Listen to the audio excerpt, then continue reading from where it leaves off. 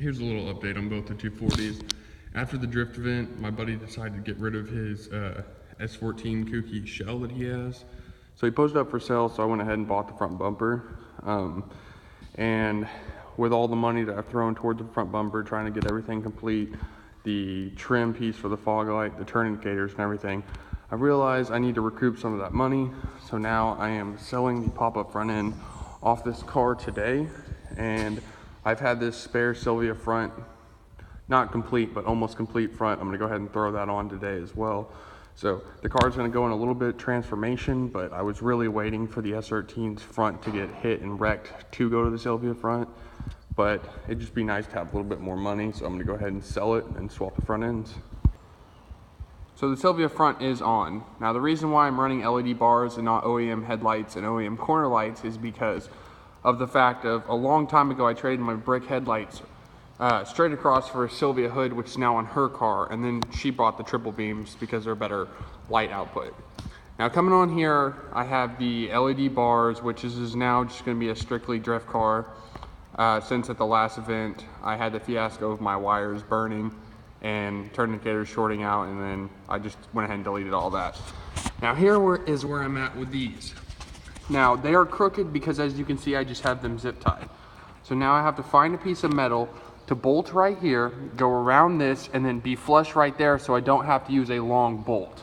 Now I don't have any metal on hand to go ahead and fabricate one of those, so I'm gonna go look around my property and see if I can find any old rusty sheet metal or anything like that and make a bracket for both sides.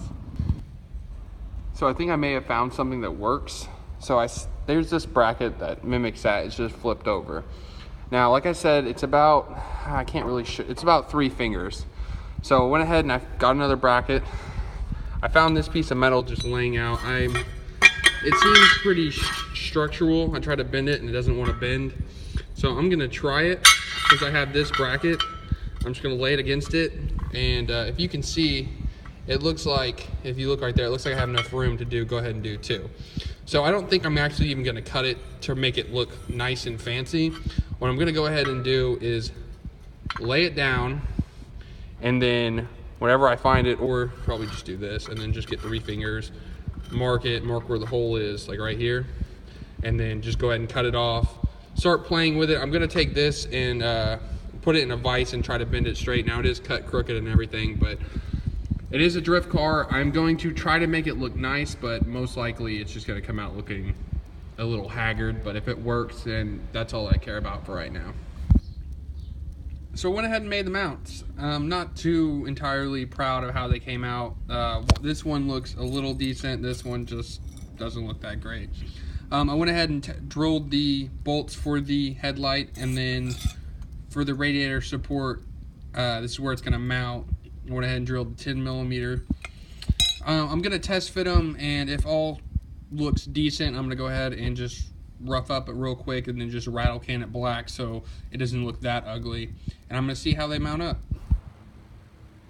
So here's the final product. The brackets I made did work, and they don't look too bad black, but I mean, you can definitely tell there's no symmetry. They're pretty half made, but other than that, I mean, the front end looks really good, especially parked next to my daily. So other than that, I mean, the Silvia front is now complete. I went ahead and wired it up, but I can't test the wiring. It's just positive and negative, obviously, until I finish up the wiring here. At the drift event, I had the turn indicator switch get stuck and then ground itself out. So the wires caught on fire and melted a bunch. I went ahead and just rigged it up at the event just to go through the whole entire event, but now I went ahead and pulled out all the wiring for the turn indicators and hazard switch, and now it's just a full-blown drift car wiring wise.